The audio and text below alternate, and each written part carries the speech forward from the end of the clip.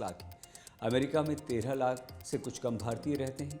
पहले दूसरे देशों में रह रहे भारतीयों को वोटिंग का अधिकार नहीं था, जिसके बाद लंबे समय से लोग वोटिंग के लिए अधिकार की मांग कर रहे थे। इन मांगों के मद्देनजर सरकार ने 2010 में रिप्रेजेंटेशन ऑफ पीपल्स एक्ट में संशोधन किया। एनआरआईज को शर्तों के साथ वोटिंग का अधिकार दिया। शर्त ये अप्रवासी भारतीयों को मतदान के लिए मतदान स्थल पर मौजूद होना होगा। इसके बाद विदेश में रह रहे भारतीयों ने मांग की कि वो जिन देशों में रह रहे हैं वहीं से वोटिंग का अधिकार दिया जाए। इस बारे में याचिकाएं अदालतों में लंबित हैं। तो आइए अब समझते हैं कि विदेशों में रहने वाले भारतीयों की वोटिंग प्रक्रिया क्या है। जैसे हमने आपको बताया कि सरकार ने जन प्रतिनिधित्व अधिनियम 1950 में संशोधन कर एनआरआईज को वोटिंग के अधिकार दिए।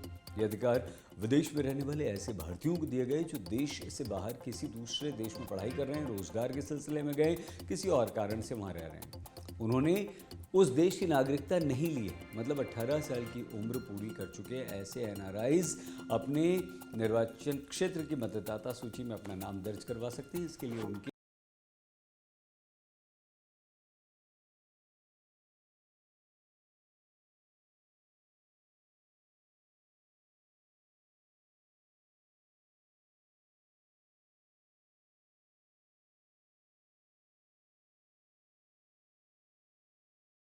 बाद एनआरआईज को मतदान का अधिकार मिल जाता है। हालांकि इसके लिए किसी एनआरआई को वोटिंग वाले दिन अपने पासपोर्ट के साथ मतदान केंद्र पर आना होता है।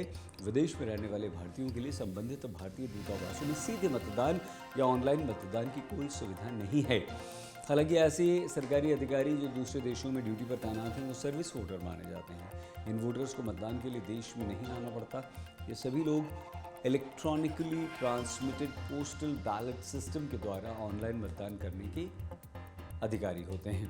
पिछले लोकसभा चुनाव में इस तरीके से लगभग 18 लाख इलेक्ट्रॉनिक मतपत्र अलग अलग देशों में भेजे गए थे।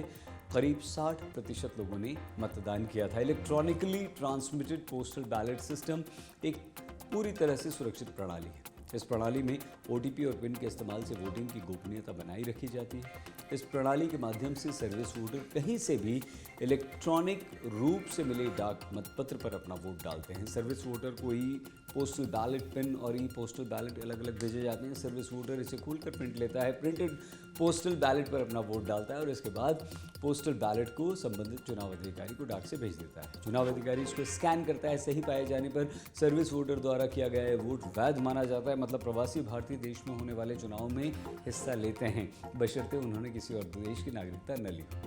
चुनावी क्लास में आप चुनावों, राजनीतिक पार्टियों, समसामयिक मुद्दों से जुड़ी ऐसी महत्वपूर्ण जानकारी हासिल कर सकते हैं। चुनावी राजनीति से जुड़ी विभिन्न खबरों के लिए देखते रहिए चुनाव आज तक। ये वीडियो आपको कैसा लगा? पसंद आया तो लाइक कीजिए। अपना प्लीज़ बहुत ख्याल रखिएगा। हमें और हमारे चैनल को सब्सक्राइब करना बिल्कुल मत भूलिएगा। नमस्कार।